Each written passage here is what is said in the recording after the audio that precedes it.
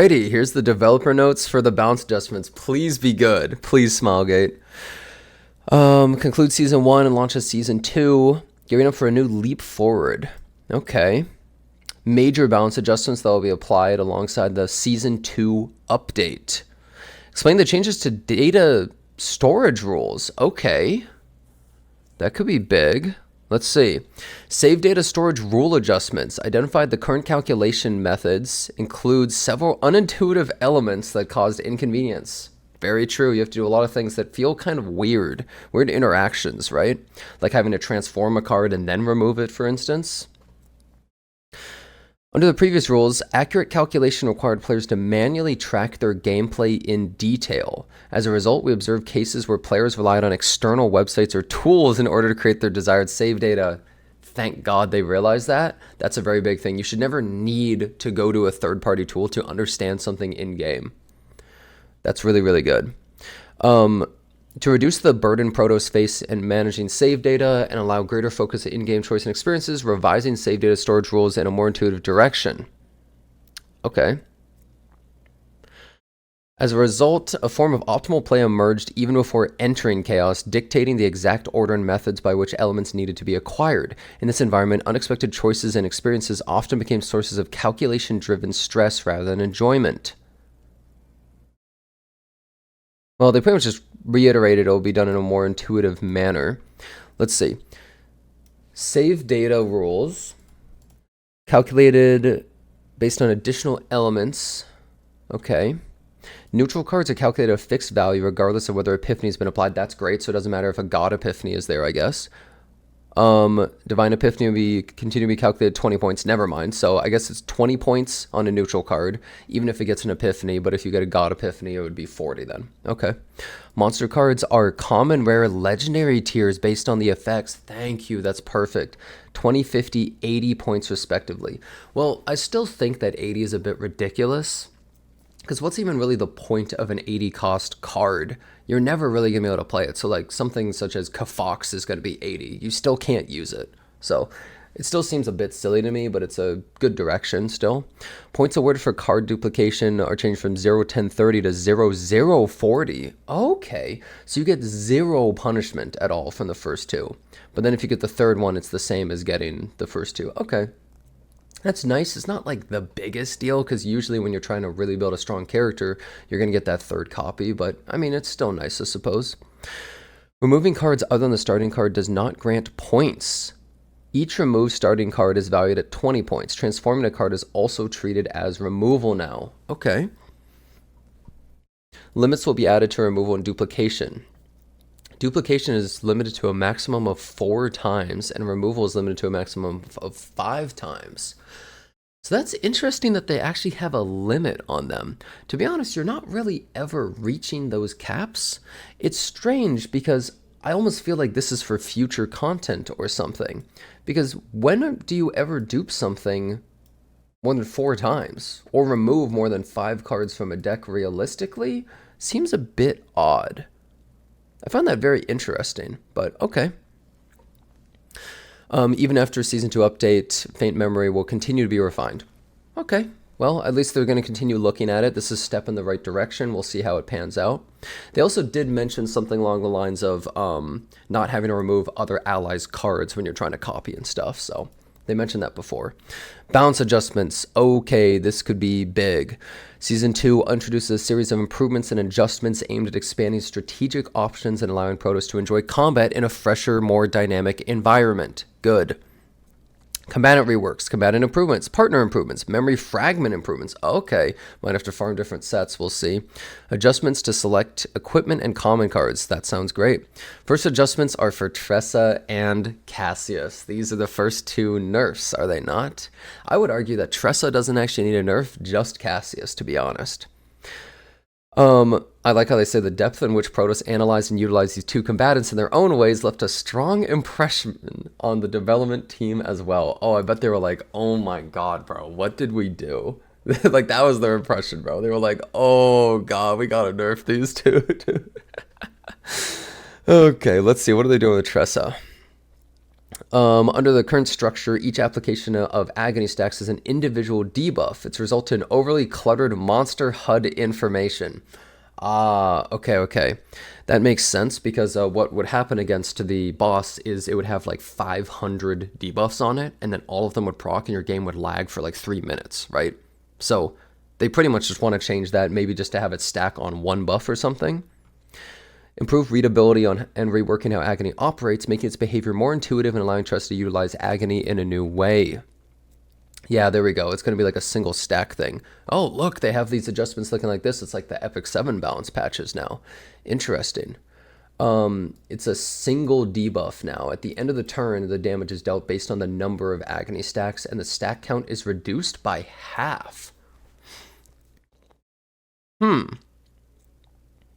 That's interesting.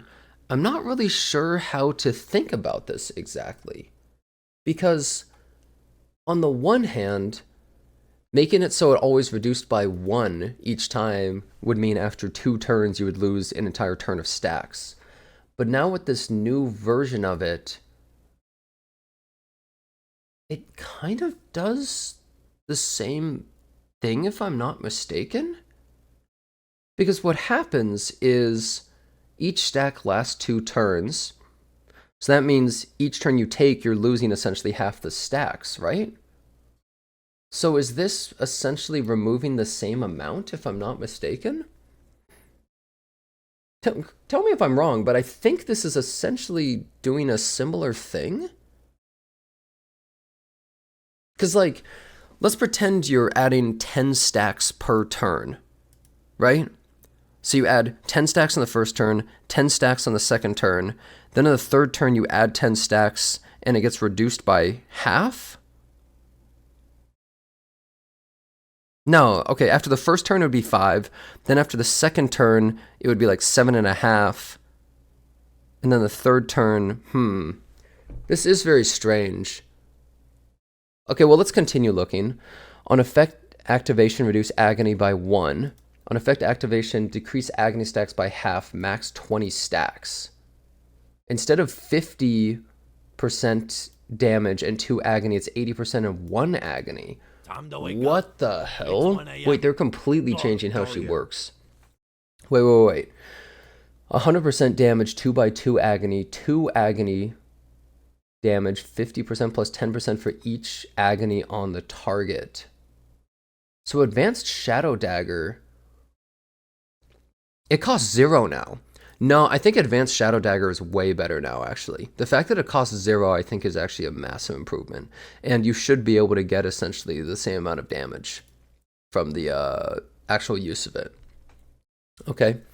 Increase the agony effect of created Shadow Dagger by 3. Now it's by 2 on this ability. Oh my god. Cost 2, now it's cost 1. That's a massive change as well. They're making her a lot cheaper. Instead of cost 1, heal 100%, create 2 daggers, it's cost 0, heal 150%, create 1 dagger. These epiphanies are very, very different. Instead of create X Shadow Daggers, create X cards, each randomly chosen to be a Shadow Dagger or Advanced Shadow Dagger. Very strange. Wait, the Initiation card. No way. They removed it? No. They replaced it with Exhaust All Shadow Dagger, create Advanced Dagger for each exhausted? No way, you can't do that, man. I actually completely disagree with this choice. I think this is a massive L. I think this is a ridiculous L. I was saying before the balance patch changes, I was like, okay, let's wait to see what they are. Hopefully they'll make the right choice. Nah, this is not the right choice. This is like a massive L. I don't think they know what they're doing with this. I think they are completely out of touch with this. This was how you play the character. Like, rather than nerf this and take this down, they should have bumped everything else up. This was a ridiculously big mistake, I think. Why would you do that? I genuinely don't understand. Like, there wasn't really another way to play this character other than going for the initiation spam, especially with, like, Hugo or something, right? What's next? Are they going to nerf Hugo's initiation card too. This seems absurd. I don't know what they're doing, man. Let me look at the next one. Discard all cards, create Shadow Dagger with a number. Now it's exhaust 2, so you can use it twice. Now instead of doing extra damage for agony, it just adds extra agony. And Cursed Gouge, 2 agony imprint, 2 weaken, activates this unit's agony applied to the target. Okay, yeah, so I have to say, I don't like the direction they went with this at all. The fun of Tresa is having a ton of stacks of dot on the enemy, and then ending turn and seeing the big bang. That's what's fun about this character. They are not only removing that big bang by making it so a lot of the damage is more front-loaded and also more RNG, but more importantly, they're removing not only the most fun, but the most unique part of her skill set, which is every time you heal, you get daggers. No one else has something like that where healing is equating to damage. So they're completely gutting this character's playstyle and her enjoyment at the same time. This is a massive L, and I think that people are going to be incredibly pissed. I am someone who is pro-nerf in this game. I think it is good to nerf stuff if it's too wildly overpowered and kind of ruins the balance of the game completely. Obviously, I'd rather have buffs, but if you need to nerf, I think that's okay. I don't think that this character needs a nerf at all, to be honest. All they have to do is make it so that the agony stacks on a single thing and hits once rather than 1,000 times so that it doesn't lag the game. They didn't even have to change any of her abilities, realistically. There's just no point in removing this initiation. I beg Smilegate to change this before release. This post says that not everything is set in stone and it can still be changed. I would like to say you have to change this. You cannot remove this. Bring this one back, and I think the other changes could maybe be all right. I'm not entirely sure how good or bad they are, but if you remove this, I think that it's honestly moronic. You are completely gutting this character's playstyle and just how they perform. She's actually a pretty unique character in how she plays. This is kind of just stupid to do. They really should roll this back because she's not even the issue. It's Cassius. It's always been Cassius. You look at the more recent thing with Serenial, it's Cassius again. Tresa isn't the thing that's causing all of this insanity and damage. It's literally just Cassius. Huge, massive mistake with this. Seeing this makes me wonder what they're about to do to Cassius as well. Let's take a look. They're kind of explaining how this stuff works.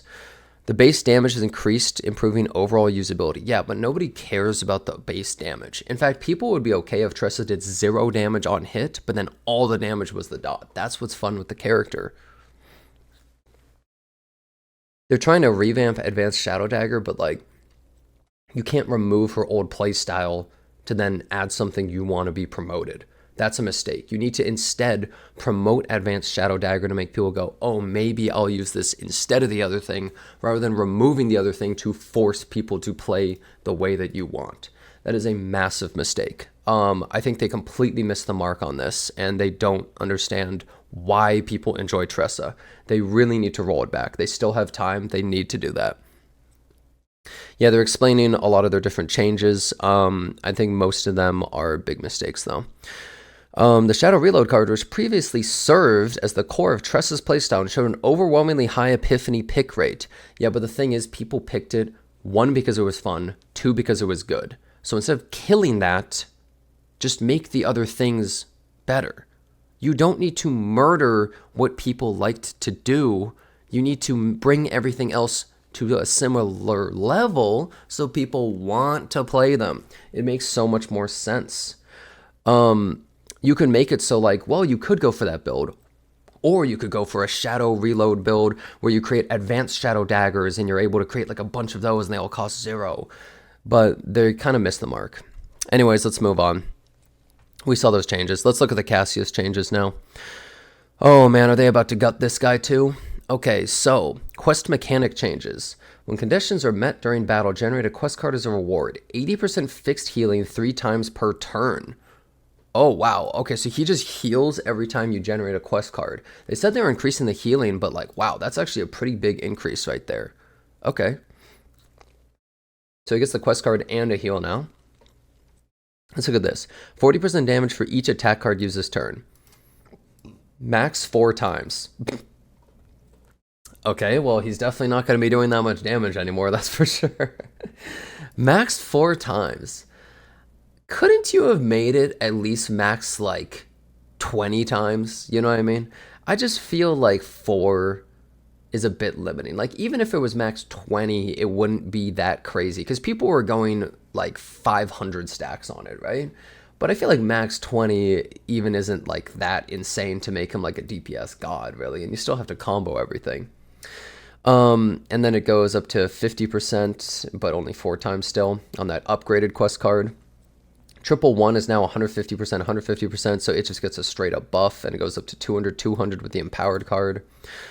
Draw 1, but now it's draw 1, decrease stress of a random ally by 2. Oh, wow.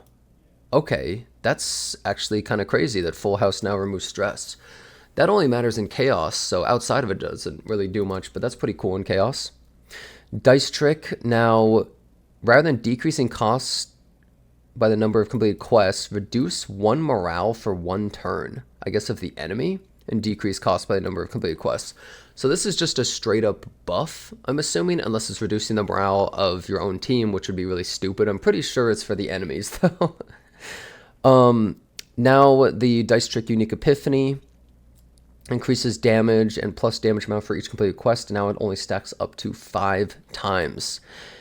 When completing a quest card, heal and do damage is now unique, and when quest card is completed, create 1 quest card is now unique. Okay. So, here's the thing. I actually think that these nerfs are a lot more fair. They didn't nerf what is, I would say, is the craziest part about Cassius, which is his card draw. I think that's the most insane part about him, even more than his spam of 000 doing damage. This is the part that I could understand being nerfed. They didn't nerf his card draw, which is what I thought they would do. And the card draw is what's so insane about him. He's able to stack like an infinite amount of morale and draw cards. So they basically took out the fact that he can just one-shot bosses for 500,000 damage, which people were doing, which I'm kind of okay with because that obviously wasn't intended and was kind of a mistake. I do think max 4 stacks is a bit low. They really should change that. But I'm glad they didn't remove everything else that he can do. Overall, the changes for him are not nearly as bad as Tresa. I do think that they should increase this limit, but overall, I'm way more okay with the changes that they made to him because they make a lot more sense. He wasn't supposed to be used in that way where you have like infinite amount of cards, because people were able to make it so that in a single turn they could play 1,000 cards, like literally 1,000 cards. I'm not even exaggerating. People had hundreds and hundreds of morale in a single turn and were one-shotting the boss over and over and over and over and over, and it was taking like 7 hours to do a single clear of the boss, which is pretty stupid. So I could see them not really wanting to have that in the game. But at the same time, it's a bit of a shame to remove something like this that's fun that people enjoyed. That said, this to me makes a lot more sense than Tresa, because this was an unintended result, and it's not really feasible except in specific boss battles. The problem with Tresa's change is that's how you played her in all content outside of Chaos. People were specifically building Tresa to use the initiation card. So Cassius wasn't really going crazy bananas with his stuff in every single mode outside of it, but Tresa was. So his is to nerf that one interaction against these like challenge boss battles, but hers kills her across the board, so it makes no sense. They really need to revert her. Him, overall, the changes seem fine, just maybe increase the limit on empowered 000 or normal 000 just to make it feel like it actually does something, because as it stands right here, it's completely useless. Why even have it as a card? You should either add an extra effect to it, like maybe it adds extra morale or something too, or just make it so it does a lot more damage, or maybe an ally attacks with him or something. It doesn't really make much sense. Yeah, they pretty much explain what's going on here, but overall, his changes don't seem as bad, I think, and they increase the healing, which I think is nice. Doesn't seem like they gutted anything else other than the 000, so I think that's pretty fortunate. Okay, I was completely wrong about Cassius. I had thought using the English language, having the comma here would mean that generating the quest card and the 80% fixed heal were two completely separate things. I was mistaken, because even these patch notes didn't fully make sense to me, and I should have read this a lot more, where they explained this. The number of quests that can be completed per turn will be limited to 3. So this is really stupid.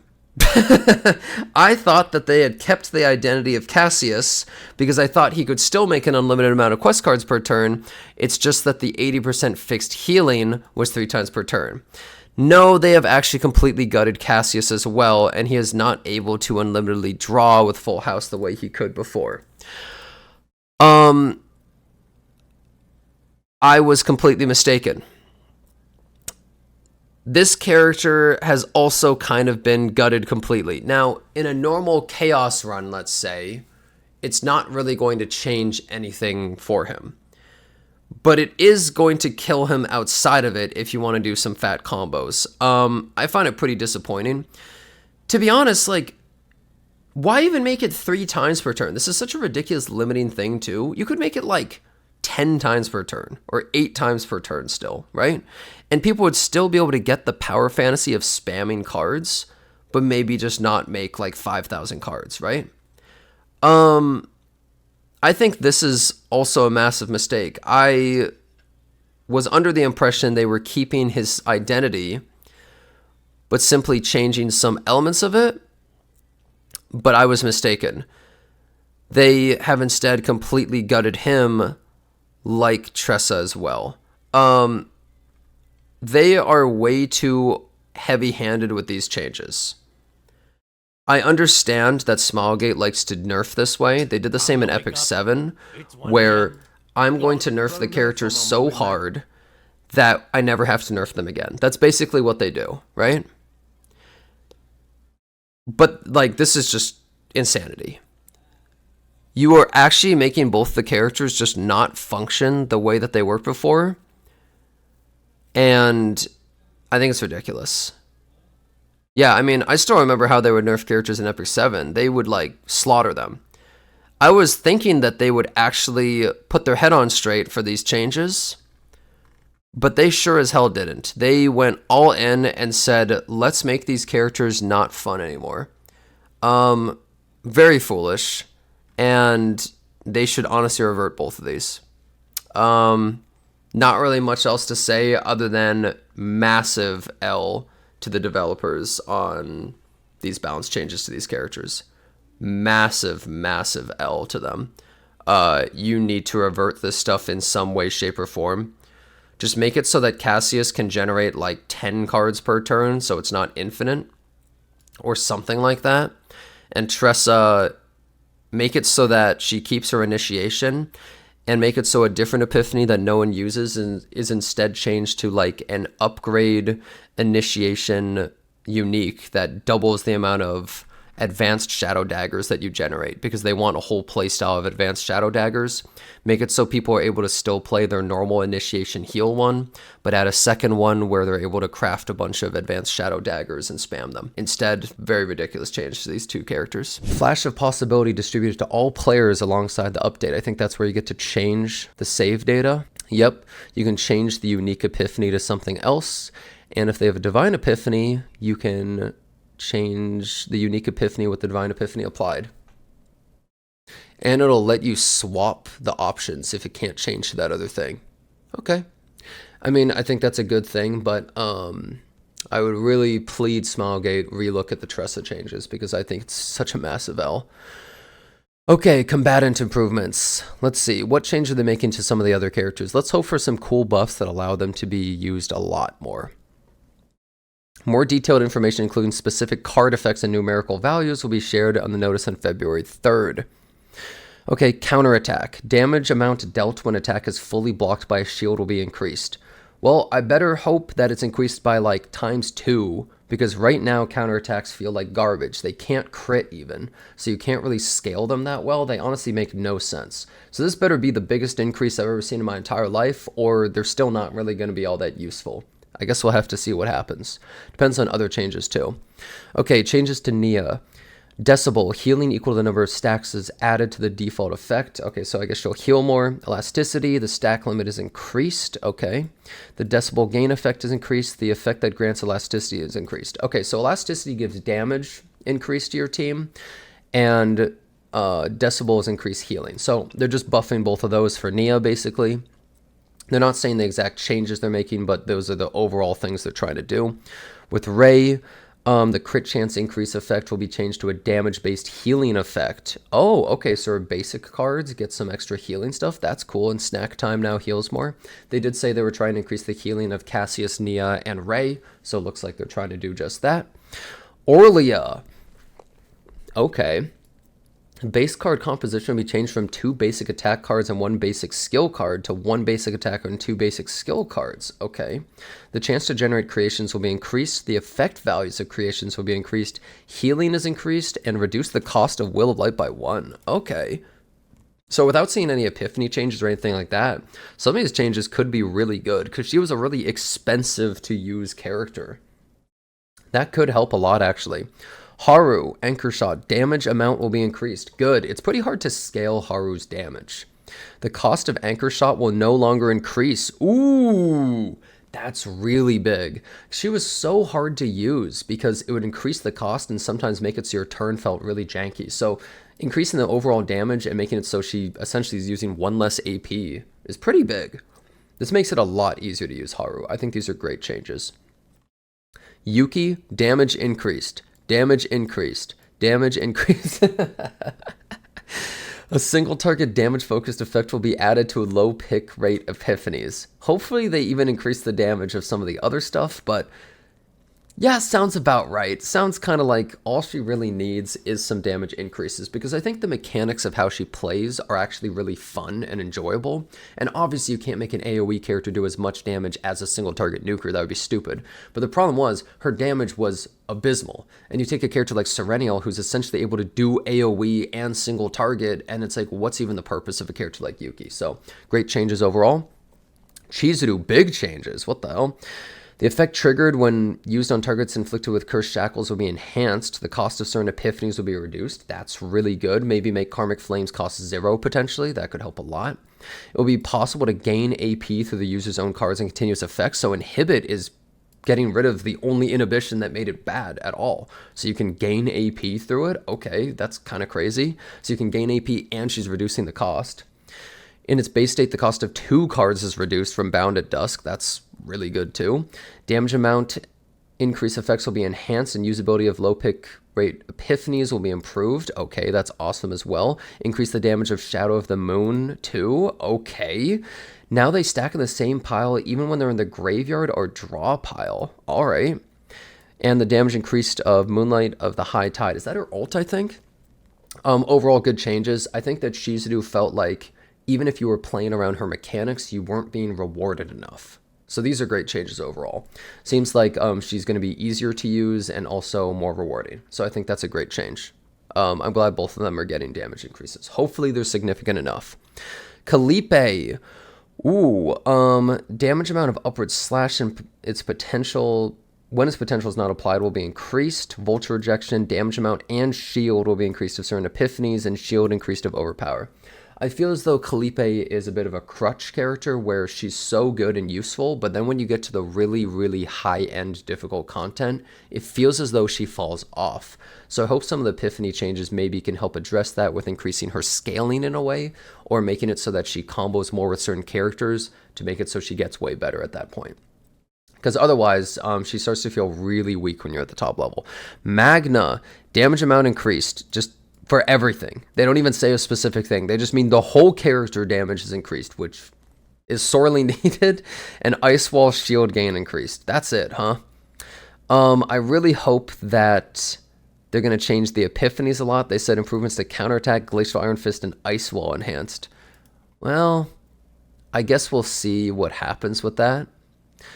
But she needs some pretty significant changes, because I would argue she is in the bottom 2 or 3 5 stars by like a huge amount. Like, she feels really weak overall. Hugo, an initiation effect will be added to select epiphanies. the one change they make to Hugo is to make it so you don't get an epiphany on his initiation card and it removes initiation. Honestly, that's like the best thing they could do to him. Like, no joke, that's literally the biggest problem with the character, and people are probably actually really happy. So that's really cool. The sad part is now he doesn't really work as well with Tresa. So maybe they should revert that change. Otherwise, Hugo mains probably will be not as happy as they should be. Rin adds the Gain Dark Mist stance effect to certain epiphanies. Okay. And the conditions for Dark Mist Blade are removed from certain epiphanies. Okay. Damage amount effects will be increased on this card, and increased card hit count on her ult, I believe. I think that's her ult, if I'm not mistaken. Either way, increased hit count is just so strong with stuff like morale, so that's really good. Increasing the amount of hits, but keeping the overall damage the same is pretty much always a buff, just based on morale buffs, increasing your damage by so much, unless the enemy has a strength against that, right? Partner improvements, Asteria. Okay. 20% damage amount for the next attack card. Now it's 40%. Okay. So they're literally just doubling Asteria's ability. Huh. Alright. The next attack card used by the assigned commander for the total cost of all cards in hand. So it can go up to 400%. You see, this is such a strange thing for Haru, because Haru does like one big hit, and this is essentially a morale increase. It's so strange that it's additive and not multiplicative. I don't really understand. Very strange, but I mean, it's still a good change.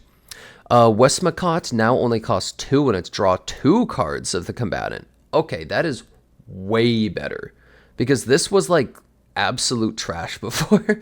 This is way better, but the funny part is, I don't actually think this is good enough.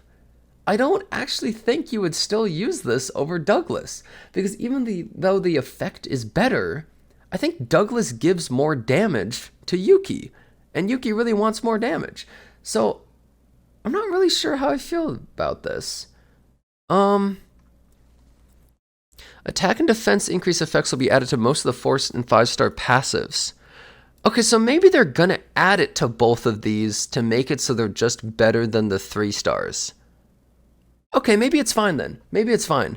You might actually want to use at least Westmacott. I don't know about Asteria, but maybe they're all going to become best in slot, because before they were just complete garbage. So that could be really nice. Itsuku is now cost 3 for the same thing. I think that's fine. Itsuku is actually pretty solid. So just reducing the cost is pretty good. And if it increases the damage too, then it might be really, really good on Chizuru. All right. Overall decent change. I was really hoping for more partners getting changes though. Some of the 4 stars, maybe some of the 5 stars. I was really hoping for that, but it's fine overall, because the 3 stars are honestly goated in the game right now. Memory fragment changes. When hitting 2 times with 1 attack card, 10% damage of void cards. Now it's just 30% damage to void cards that hit 2 or more times. Is that worth it? On Chizuru, it seems decent. It seems decent on Chizuru. It might actually be worthwhile now. Rin can use it too, but I know this set was specifically designed with Chizuru in mind. I think it might be worth it now, because it was literally trash before, and I questioned whoever designed the original set what they were thinking, because it genuinely felt like someone had to come up with a set in like 5 seconds, like just off the top of their head. It was literally one of the worst design sets I've ever seen. Like if you literally look at a single other set in the game, you'll just be like, well, this is just worse than like a not even good set. So genuinely don't even know what this was. Seems a lot more usable now, that's for sure. And now when there are 3 or more cards in hand rather than 4, so the instinct set is a lot easier to use. Okay, having 3 cards in hand is very doable. I'm not sure how much this set's going to be used, but it's a lot more generous now. And now the passion set, when using an upgrade card, increases damage amount of passion cards by 20%, max 1 stack. Wait. It's just a permanent buff now. Oh, okay. This is actually good now. Veronica probably wants to use this. This is actually pretty solid. Just a 20% damage increase straight up. I wonder if Mei Lin wants to use this too. The issue though is if you use this set on Mei Lin, you can't go for the triple set on her, which is really strong. So I wonder how the math works out for what's better. But at least the set's a lot better. It was kind of garbage before. Now we go to equipment and common card adjustments. Ooh, brainwave blocking helmet is now 5 times per turn of getting a fixed shield. Okay, or people abusing this too hard? That seems strange. Was that a nerf? Okay, I guess for Cassius or something. On card exhaust, gain fixed shield 30% 5 times per turn. Okay, so they nerfed both of these for Cassius? Sure. I don't know why, but okay. Wanderer of the Void now has exhaust. Ooh, okay. That's like a nerf. That's very interesting. They would nerf Wanderer of the Void. It seems as though they're preparing for future content stuff. Rally now has exhaust as well. I don't like that at all. That's a shame, because Rally was like a fun to use free card, basically. I don't really like that change that much. Now you have a maximum of 1 tactical action. Did they just nerf tactical action? Who even like would stack this? It is a 25% boost instead of 15 now, but I think most people won't really use this unless it's for something really in particular. Now acid gases retrieve and exhaust deal 3 impair to all enemies. Still, cards like this have like no real purpose in the game, and I don't really understand why they even exist. I guess maybe we'll see in the future they'll add some sort of functionality to it, but as of right now, it's worthless. Oh my god. Wow. So, common, rare, legendary monster cards now. Holy crap. Among these changes, the monster card Spirit Kafox will have its effects modified in accordance with its rarity adjustment. So, okay. There's a lot going on here. Let's look for Spirit Kafox, because they changed it. Exhaust. From the draw pile, choose 1 card to draw, apply, retrieve to that card. Okay, so they completely killed Kafox and made it a rare card. So, here's an issue I have with this. The thing about monster cards is they should be a rare but really fun and fulfilling random event. So when one drops, you should be really excited that you got something super cool. How it's felt currently in the game is you felt punished because it cost 80, so you couldn't even use them. They were basically worthless because your run was going to be unsavable, right? And then also in the copy event, you could potentially copy it, so you wouldn't want that, right? I feel like they went the wrong way about these. Rather than making it so they would all be buffed up and really cool drops, they instead were too busy dealing with the save data of them, but the issue isn't even really just the save data. I mean, the save data is part of it. The issue really comes from they're still kind of unusable. You're not going to add them to your party because you don't want to have to increase the cost of your team overall. It still increases the cost.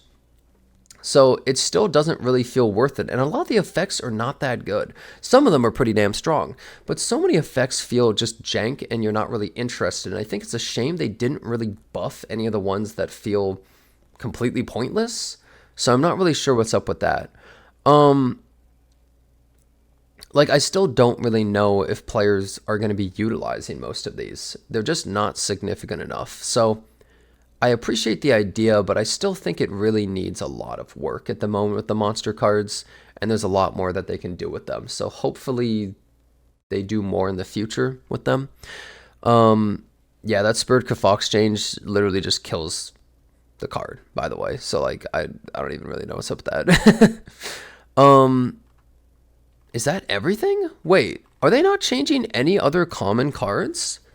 I mean, they did say that like they're going to put out the actual official notes on like every individual change on the 3rd with the actual patch, but are they not making any other changes to common cards? Because that's a little bit concerning. There's many common cards that are just literal garbage. Like, they're worthless. They don't even make sense why they exist. And they could easily get changes to make them better by decreasing the cost of them or increasing their effect or both. So I find it a bit strange that they modified so few. I feel like there's so much more room for changing them. Same with gear. They also didn't really do much with the gear. I was really expecting a lot more. Like, you could easily change a lot of the gear, and you could easily change a lot of these common cards. What are they doing? I find this very, very strange. And I really like this game. I genuinely really, really enjoy this game. I think this game is awesome. But I feel as though they're missing the point of partially why people love roguelikes so much. They love roguelikes because they love the feeling of getting powerful, but also, more importantly, they love the feeling of the RNG elements. When you go into a run, every run feels different and you don't know what to expect. But what they did in these changes is it feels like they haven't really focused on that at all. They were too busy doing little balance changes to specific characters to really go into the real meat of some of the problem, which is make it so common cards are way cooler and more interesting, so you might actually want to take them, or even make unique builds around them. Change the gear so that it has a lot more variability and interesting elements to it as well. They're adding that whole system in Season 2 where the gear can now get special modifiers, so maybe that's what they're going for rather than actually changing the gear itself. But some gear still is just complete garbage and doesn't really make any sense why it's so bad. It's not that every single piece of gear has to always be good, but what it is that every gear should have the potential to be good. But there's still so many gear pieces and common cards that have zero potential. Like, there's no single use for them in the entire game. They have no purpose, right? Even under the most ideal scenario, they would still be terrible. So I'm really unsure why they didn't go in a direction that benefits that a lot more for some of those equipment and cards. The Tresa change was completely out of touch. Like, this is beyond out of touch. I don't even think it's negotiable. You need to bring back this initiation immediately. Like, it's not even a question. Removing this is actually, it's not only butchering this character in an irreversible way, but it's also kind of just showing the audience that you don't even really care, to be honest. I think it's basically telling people that you are out of touch and you don't understand why people have fun. And this is disappointing to see, because when I saw the Season 2 roadmap and they were announcing all the things that they're trying to cover, they sounded like they were completely in touch. It sounded like, we understand why people don't like this and this and this. And I was like, oh, thank God, they get it. They understand these different issues and they know what they're going for with it. But then I see some of the changes like this. I see some of the changes with the common cards and equipment and stuff.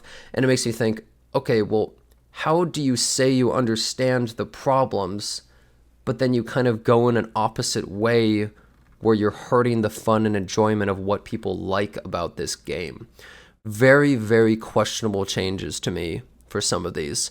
I like the character buffs that they're doing. We'll have to see the actual epiphany changes, because epiphanies matter more than even saying like a damage increase, because depending on how these epiphanies could work, it could change everything with how it combos with other cards, and there's so many things, right? Also, some of the characters that got buffed, I think definitely deserved it, but there were some characters that aren't on this entire sheet that I feel like could maybe use some buffs. There's some 4-stars that are almost never used. There's some 5-stars that are almost never used. I mean, it just seems a little bit silly that they didn't target more characters with the balance change. I mean, I know it's the first balance change, but still, some characters a little bit on the low end that weren't even on here. That said, I still appreciate some of the characters that they decide to go for. Also, only 3 partner changes seem a bit low. I'm surprised that they're not going for more. Also, some of the memory fragment sets that they didn't choose here are complete garbage still and could definitely use buffs. Rather than adding new sets every single time characters come out, they should instead just buff some of the sets to be better and more general, so that players go, oh, okay, I'm going to use this set, rather than I have to wait for this new set that increases my damage when there's a full moon out and it's Wednesday and my character is blue and I have one monitor on. Because they make the most specific, stupid things of all time for both partners and sets, and it really just makes no sense. Stop copying Hoyoverse This isn't the same kind of game. You shouldn't just make a new set every time a character comes out. It doesn't make any sense. But I do like that they're buffing these sets. All in all, I actually am a bit disappointed with these notes. I was expecting a lot more. I think that they should come out and explain some of these changes a lot more, because I saw the Tresa explanations. They're BS, right? They don't actually understand why they're making those changes. I understand that you don't want her to be OP and kill bosses like crazy and lag the game like hell. That's fine. But what you don't understand is that you need to keep the character's identity. They need to still feel the same and work the same. Maybe you make them less powerful in that one condition where you're fighting an infinite health boss battle, but you need to keep their same identity for everything else and keep them fun and give compensation in exchange for the fact that she's worse in that other area. Instead, they're completely reworking the character and basically butchering them. Anyways, I think these changes are a mixed bag of some good, some bad. But I think that the bad, even though there's more good than bad, I think that the bad overshadows a lot of the good that they're doing, and they need to definitely work on that. Change more equipment, change more common cards, revamp how monster cards work, rework Tresa or something like that back to what she was, just revert it in some way. And let's hope that the epiphany changes for all these characters are actually going to be significant enough, because I like the ideas of what they're saying they're going to do, but after looking at these notes, I'm a little bit disappointed how they actually applied some of the changes that they said they were going to do. So let's hope for the best, but these are my current thoughts on these notes. Thanks so much for watching. Hope to see you next time.